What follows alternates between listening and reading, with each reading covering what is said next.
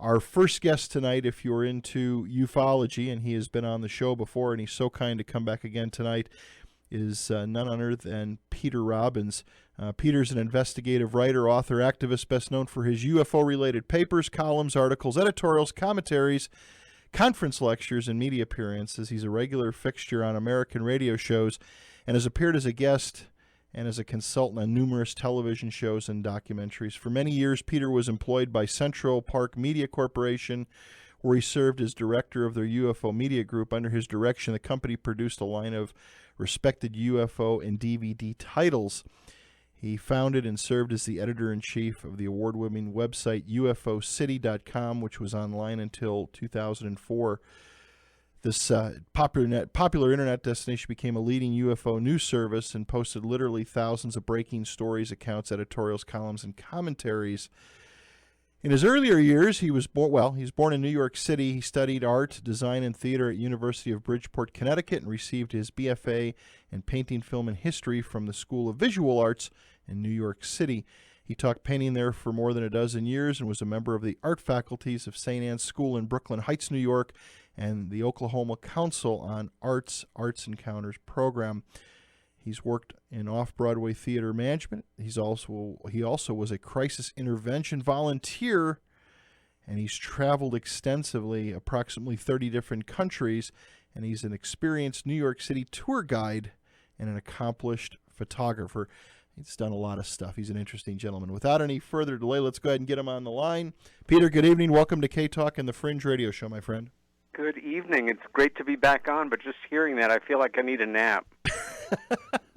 Yeah, but we haven't even scratched the surface of what you've done. You've done a lot of stuff. I guess I have, but right now I'm still reeling, thinking, is it really the 50th anniversary of Star Trek? Yeah. Next, the new Star Trek movie that's coming out this summer. What is it? Star Trek Beyond. I know they put a little rush on it to get it ready, but 50 years.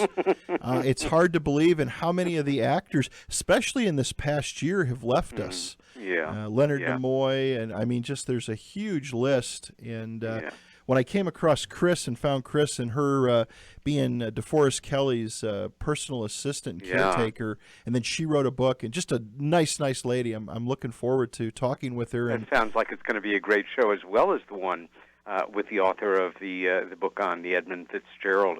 Yeah. Oh yeah, I love shipwrecks and maritime stuff. I mean, you can never get enough of that. But anyway, we have got, again, I want to thank you for giving us time tonight and coming back on the program. We have got a lot to cover. You sent me a lot of stuff. I delved through a lot of it. You've been a very busy individual. Yeah.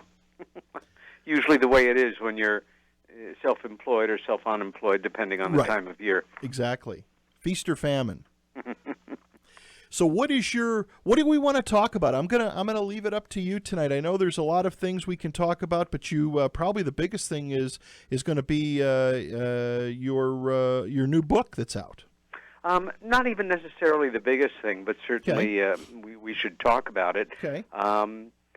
Here we are in 2016. For those people that follow this subject, take it seriously, understand and accept as a matter of fact that we're not alone in the universe. Are we any closer now to having disclosure in an official way than we were, at any point in the last years? Do you have any sense of that from where you sit? I'm going to say... You interview an awful lot of people with some serious opinions on the subject. I'm going to say no. I think that people who believe that we're not alone and that have seen many different things. Myself, I've had I've seen three now. 3 different sightings. One actually just here in the fall in Salt Lake City, which Erica Lukes has been on me to get a report into MUFON, and I did some drawings and stuff, but I haven't done the report yet. I feel that the people that are into this and have an interest in this science believe, but I still think that We haven't heard anything official, but maybe denial by some of the government people is as good as saying yes. I don't know. Yeah, as is the case with most people with a serious and ongoing interest on this, just try to keep my ear to the ground, as well as, of course, keep track of events that are overtly doing their best to promote disclosure. And I thank you for sharing your view.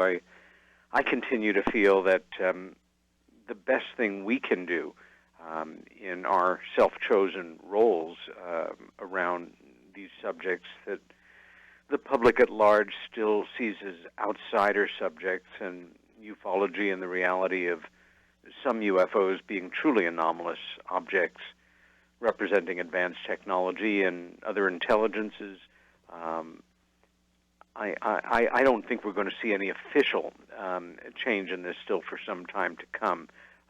As many of us know, the British government some years ago, and many other governments, have declassified lower and mid-level documents, which at the least is good public relations, at the best is educational, and helps us to understand how seriously the subject has been taken over the decades by first world governments and other governments. But there does seem something so intractable about the American government's attitude toward acknowledging this subject. And even though there's a bit of a buzz recently that Hillary Clinton, a leading political candidate, may or may not reveal material on this subject if she's elected, no matter what one feels about her or any of the other political candidates, right. I really don't think we're going to see a major change in structure or strategy, in part because for our government, and this is where all the secrecy started in the summer of 1947, for any world leader to admit it, and certainly a president of the United States, it would also be immediately understood that every president since Harry Truman, left, right, conservative, liberal, who cares, is a non-indicted co-conspirator and the greatest cover-up in history. And politicians are sensitive about revealing information like that about themselves. Right.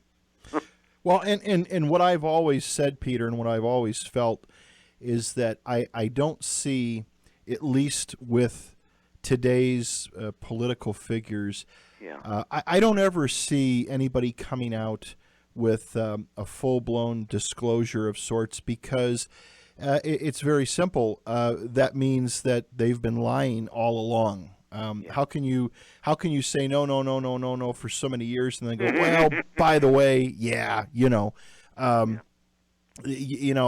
I just can't see a Donald Trump talking about it, but maybe yes, maybe. Well, maybe, you're right. Maybe yes. I mean, one thing about the guy, he loves to seem to be the outsider and take the contrary position, sure. and stir things up. So, if talk starts to revolve around it, I'm sure he'll put in his 2 cents.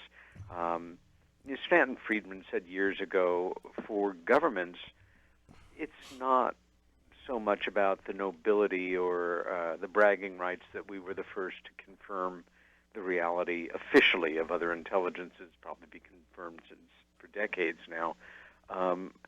But what it's all about in nuts and bolts, real-world terms, is that power source and the potential for, power sources here on Earth that might be renewable, to put it mildly, and maybe even more, the weapons technology possible, because whoever breaks the code of at least some of these, or at least one of these other intelligences that, this power can be used for very unpeaceful purposes, and they win all the marbles if that's the case. Right. So the military-industrial complex would, I don't think, ever allow disclosure to happen unless it served their best interests. And, who knows? The world may get itself into such a knot over the next years that they may need to say, hey, look over there, and this right. is the biggest, shiniest object around. Right. you need the elephant in the room to Yeah. take eyes off. I mean, right now, all we seem to hear about, well, of course, today the biggest talk is the 900 plus million the Powerball is at, Whoopee! and gun control. That's been the two big the gun control topic. And of course, this Korea supposedly testing this bomb that some say yes, some say no. They may or may not even have, Right. exactly. Right. To one degree or another, everything that you're saying is not only spot on, but these are the socio-political, socio-economic equivalents of the Kardashians or poor Lindsay Lohan's, latest breakdown or what have you. And for whatever number of reasons, we as a species have been wonderfully well-bred and led to actually, to some degree, enough to create a multi-billion-dollar industry, follow these beyond superficial subjects. And, with all due respect to people who are true sports fans, it occasionally occurs to me that if 1/50th of the interest and intensity and spending around professional sports in this country was recycled into, 4% of the people looking seriously into the subjects that we work with every day, it might actually create some change in the seismic profile of our culture. Oh, exactly. It's interesting, that you bring that up about sports teams. I enjoy watching football every now and then. I'm not one of these people. I have a lot of acquaintances and friends that are just so into it. And matter of fact, a couple of years ago, I've never been much of a basketball fan, but living here in Salt Lake City, I got some tickets to go see the Utah Jazz. Yeah. And my friend that took me, they lost that night. And he was so down and upset about it. I mean, it was like physically making him sick, Yeah. And I said, it's kind of funny. I said, just not to be crude about it, but I said, you're all down and upset. We're up here in these nosebleed seats, which cost you a lot of money. And these guys all go home to their multi-million-dollar houses. It's crazy is what it is. I mean, people just get so hung up in spending money on some of this stuff. And again, if it makes you feel good, there's nothing wrong with that. But I mean, people just like you said, if they put their time efforts into something else, maybe a little more productive, wouldn't be so bad. Yeah. Again, I think especially when you do work that's so hyper-focused, as I often do, it's really important to have not just an outside interest, but lots of them. I'm best known for my work in investigative work in the UFO field, but goodness, I have a lot of other things that interest me, and even though sports is not necessarily one of them, what would life be to be over-focused on these incredibly critical and important issues? We're here, I think, also to have a good time and to make it a better place for others. And but again, I have to say it, professional sports may be unfairly picking on it, but to think how it refocuses attention on highly symbolic slamming together of cultures, nations, international corporations, when attention does need to be paid to the subjects at hand and maybe even more important, their implications for humanity. What's your thoughts on disclosure, Peter? What do you think? Of course, mine are like I mentioned. I think people that feel that it's already been there, it's already happened in a different sense. What are your thoughts? Do you think that we've seen some positive strides to it? Or down the avenue there's something, or what's your thoughts? And of course you're deeply immersed in this and probably have a little more of the year of the community with your peers while I interview them and interview you. I'm not in that community. Yeah. What's the take? What's the heartbeat? Well, for me, for starters, simply the fact that this information, that we're not alone, and embodied for pragmatists and gilt-edged, declassified, fully authentic government interagency intelligence and military documents confirms this fact that we live in a schizophrenic world by necessity, that under Truman, I think it's fair to say it was decided to study and focus in on this subject and to see if there was something that could be done. In 1947, there really was nothing that could be done. And it's my best intuition that the study group, MJ-12, whatever you want to call it, the secret keepers, kind of enculturated themselves around the presidency. And the goal then shifted from making public any kind of announcement about this subject to collecting, collating, and classifying information. I guess the byproduct of that is a much more, for themselves at least, hyped up inner circle of secret keepers. And as we both noted earlier, politicians who control our culture, along with multinational corporations and the military-industrial complex, have no vested interest in uncertainty. Right. Bud Hopkins always used to say that if it really hit the fan and it came out that we're not alone and other things started to unravel around the subject, no question about it, in this country, alcohol sales would go up, as would admissions to mental institutions, as would audiences in houses of worship. And at the same time, there would probably be a tremendous shock to the stock market and the Western economic structure, not the least reason for which being that an acknowledgement of UFO reality would point directly to extraordinary power sources that have now been acknowledged as real and might help us turn around the nightmare that we've created here on our home planet. I think anything short of, a mass landing or a nuclear war or something, that we should not expect the United States government to be forthcoming in any manner in the foreseeable future. And I hope I'm proved wrong to some degree if it can be managed with regard to this subject.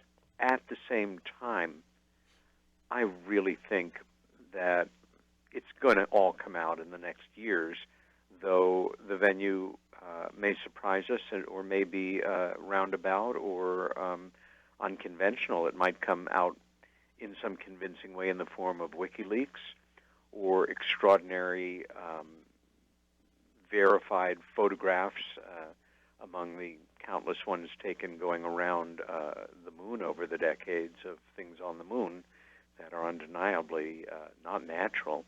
It might come in the form, for older listeners who remember this, a Daniel Ellsberg type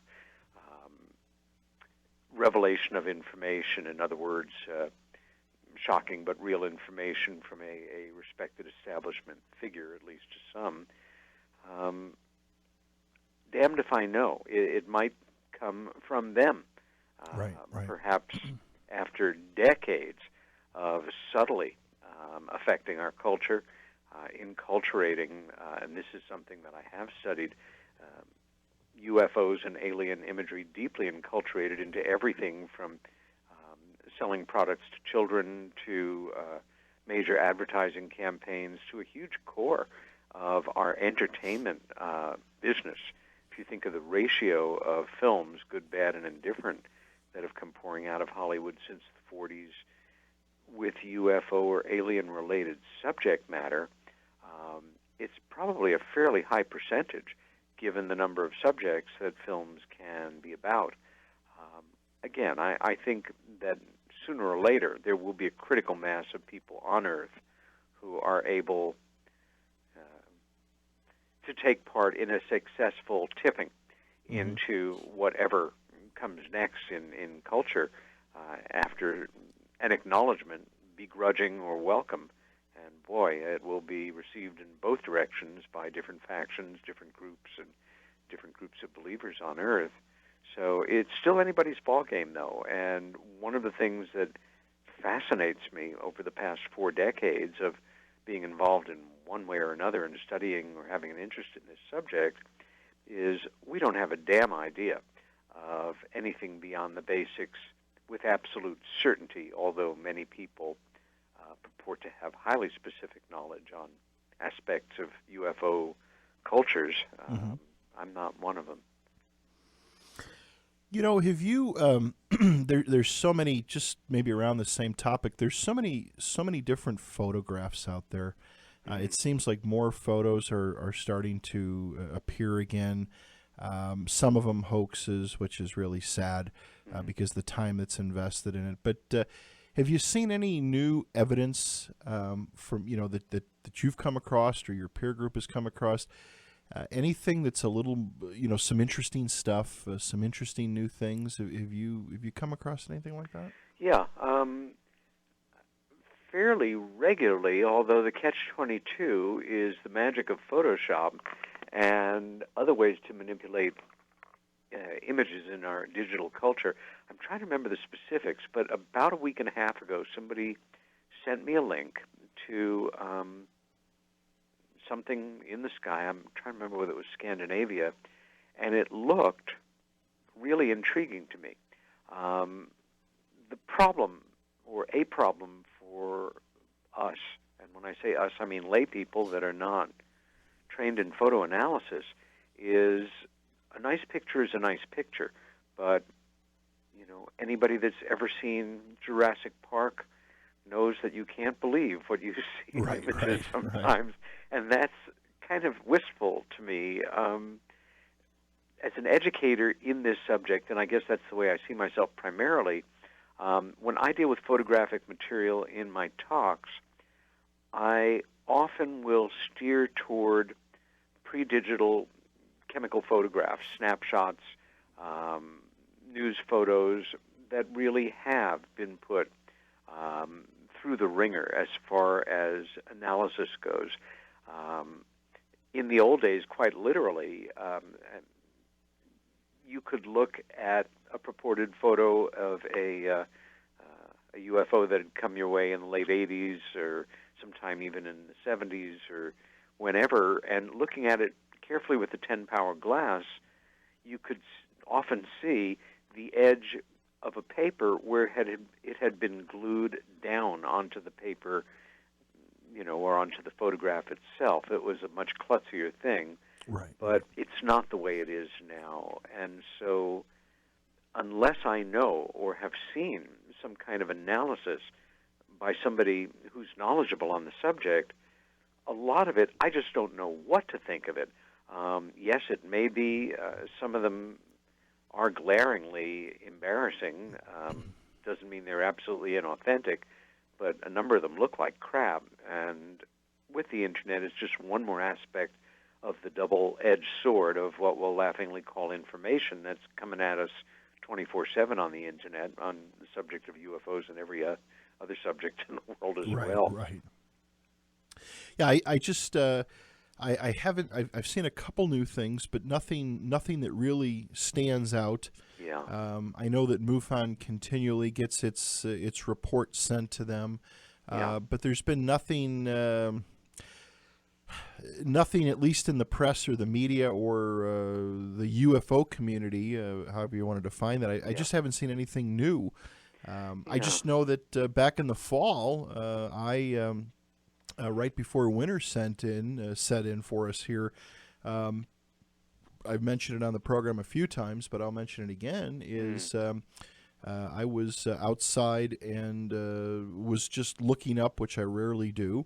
It was a nice night out there, a beautiful night in the fall. And here I saw all of these, they weren't aircraft, they were up at a quite high altitude, all these little lights that were all converging to a central point to the north of the city, and then dispersed off on all different angles. People here have also been reporting a lot of orange orbs in the Salt Lake Valley, and strange streams and strange bands of light. So I saw this event for myself, again, where all these little dots converged. I thought initially, oh, wow. The way it started for me is I was sitting looking up. I thought, wow, there's a satellite going overhead. You know, every now and then it'll catch your eye. If you look for it, you'll never find it. But if you just take everything in, and then I thought, wow, there's another one parallel with it. I've never seen that happen. And then two came from the southeast and met up with them. And then this one came up the middle of the valley from south to north. And all seven of them converged together and held kind of a tight pattern and then dispersed. I wonder how many people observe that in the greater Salt Lake area.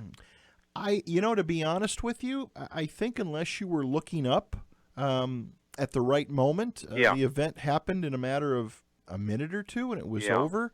Yep. You just had to be looking at the right place and right time. Exactly. That's terribly exciting, though. I mean, what can you say? It can be an absolutely life-changing incident, and I'm damned if I know what it is that you're describing that you saw. Yeah, it was. It's so interesting. Again, I've seen these people have been reporting these, what they call a band of light, a vertical band of light, and over the Wasatch Mountains, and I have also saw that myself. Again, you look at things and you go, wow, is it an airplane? Is it a helicopter hovering?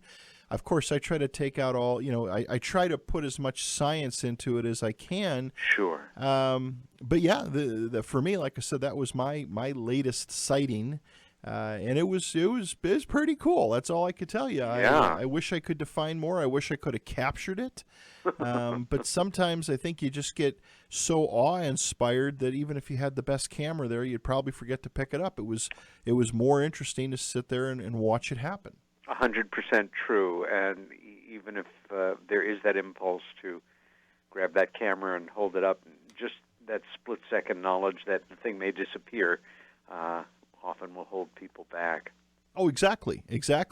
And I think, too, with a lot of the photos that get sent into MUFON and different organizations, everybody, and it's of no one's fault, they want to, they see something, they want to capture it, and what do? We put the highest amount of zoom on, and all we end up is getting a blob of lights, and it's hard to say what it is, but again, in this case, I think the only way that I could have captured this would have had some sort of recording device recording them all converging together. And again, they all took off on 45-degree angles and just whisked away. It was very, very interesting, and again, something that again just reaffirms that whole thing of we're not here alone. All right, everybody, welcome back to Fringe Radio. Our guest tonight is the one and only Peter Robbins. Peter, thank you again so much for being here tonight. Glad to, my friend.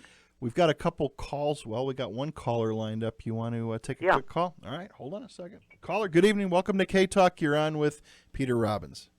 Hey, Pat. Hey, Peter. It's Bill in New York. Hi. Hey, Billy. Before I ask Peter a question, I just want to send out best wishes to Larry Warren, his family, and specifically his mom, who wasn't feeling well, and I hope she's having a speedy recovery. And again, my best wishes and prayers to him and his family. Thank you Peter, so much for that, I'm Billy. going to I'll hit a pass couple that of along. Yeah, I hope everything's working out for him because he's over there in the UK and she's here in New York. So I hope everything is being resolved. And again, I hope she's having a speedy recovery. Thanks, my friend. I'm going to hit two different topics, which I know you guys are going to get into more specifics about.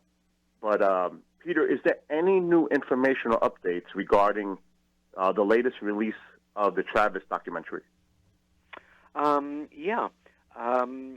The version right now that is available is 30% different in the content than the original working version that we started to show last year. And while this may be a little confusing to some folks, and thank you very much for asking the question, Billy, because it really is such an outstanding documentary. And it will be shown on Saturday, a week from today, in New York City at the Philip K. Dick Film Festival. That's in Wow. Lower Manhattan next weekend, but the documentary has been accepted for it, and I'm particularly interested in being a part of this because, while it might surprise some people, overall science fiction fans take the subject of UFOs, truly anomalous UFOs, no more seriously than the population at large. For most of those folks, UFOs are real in science fiction, and how do grown-ups like me take it so seriously? So it's an opportunity here to show a first-rate, extremely well-documented, and in its current form even more convincing documentary on UFO reality to a fan, an audience of science fiction fans. The reason that this is not the definitive final version that will be going on sale soon of the documentary, Billy, is because our documentary team last met up in November in Arizona to mark the 40th anniversary of Travis Walton's actual experience, in part back on the actual location in the Sitgraves National Forest, which was intense. But there were two individuals that we still needed to film, both of them now long retired. One of the lawmen that actually was involved in the original investigation, and the other, Dr. Leo Sprinkle, a very courageous psychologist and a wonderful guy, who was the first mental health professional to really assess Travis's case, and the first person to hypnotically regress him and give him all the support in the world as a result of it. That's kind of the long answer to your short question, but those last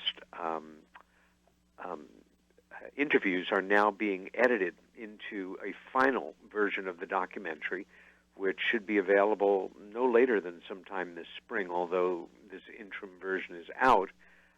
As an associate producer of the film, I'd say hold off on buying it until it's finalized.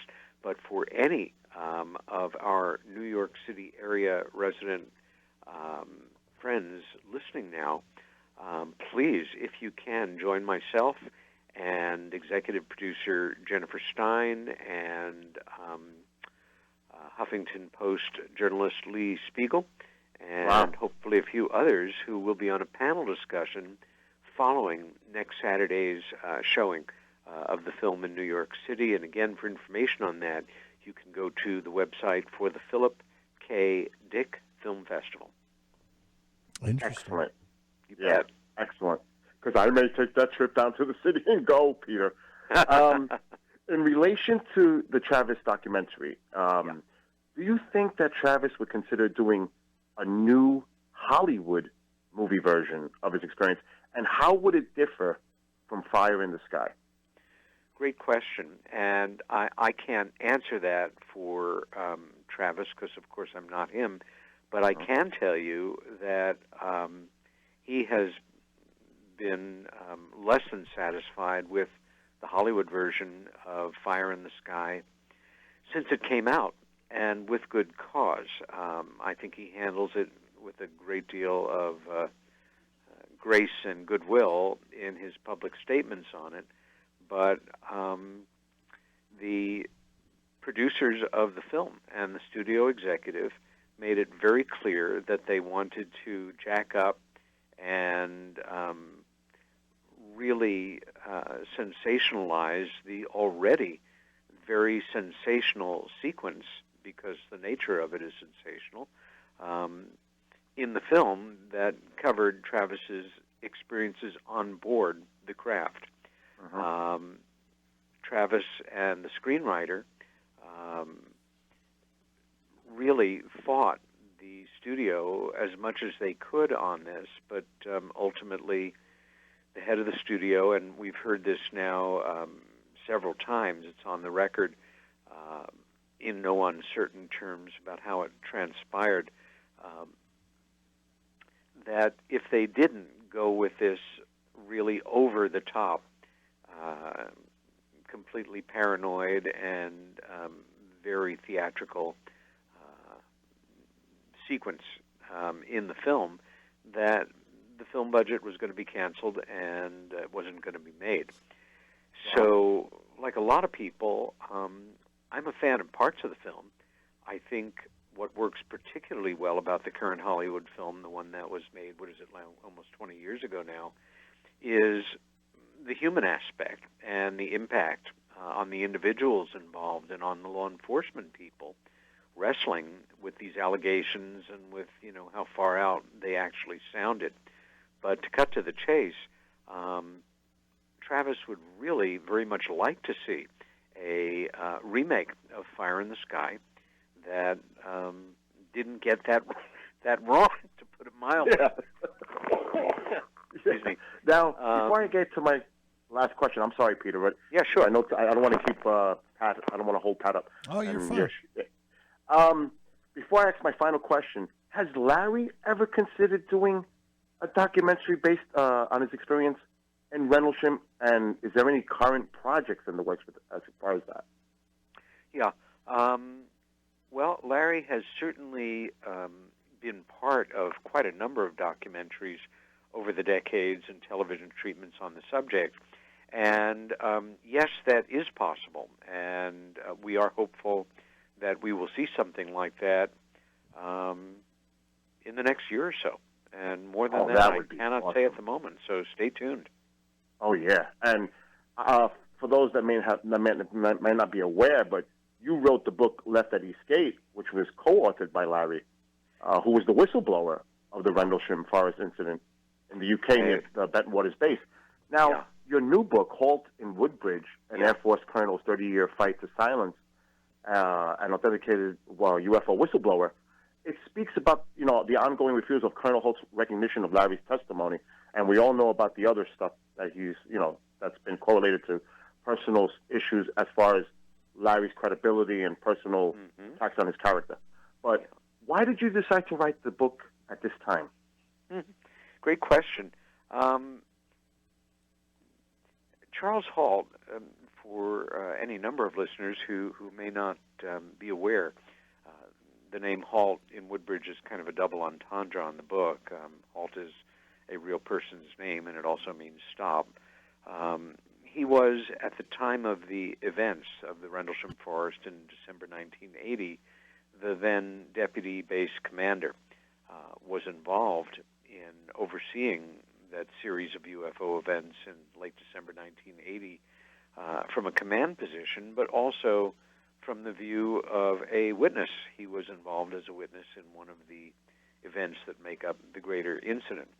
And for more than 30 years, he has been coming at my co-author on Left at Eastgate in any number of manners that are always calculated to ultimately destroy Larry's credibility and believability as a witness.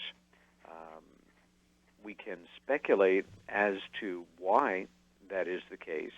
I think there may be some things that he believed early on that he now knows, that have been demonstrated to him, that his opinion was based on false information. But every few years, he would come at Larry with completely erroneous allegations. And it all culminated last summer at a talk that he gave, or I should say, in the interest of accuracy, part of a talk that he gave in the town of Woodbridge in Suffolk, England. That is the closest town to where the events happen. Any of us are certainly allowed to maintain and speak out on an opinion that we hold about a colleague's work or work that we agree or disagree with, but to make allegations that are repeatedly, demonstrably untrue and say that they're true while you're doing it, and then to be shown to have been in possession of that knowledge, in some cases years before, is not acceptable behavior. And I knew, as did Larry and as did other people in the field, that Mr. Halt was going to be speaking in England last July. My concern about what he was going to do with his time was triggered some months before, when myself and Larry and first night witness John Burroughs and one or two other individuals well involved in the story were told that if we came to hear Mr. Holt speak, even if we paid our £20, that's equivalent to about $30, we would not be allowed in the hall. And I'm not speaking out of school here or saying anything that isn't on the public record. Right. Why would anybody ever do that? And the logical mind suggests is that you're going to say things that you don't want certain individuals to hear. However, ultimately, the talk was professionally filmed, and that film video made available shortly after on YouTube, where anybody can see it now, and I do give that link in the book. And after I watched it, frankly, I was furious, Billy. If there were 40 separate data points, and I broke them all down into individual allegations, 38 of them were simply not accurate or true, or were completely erroneous in one way or another.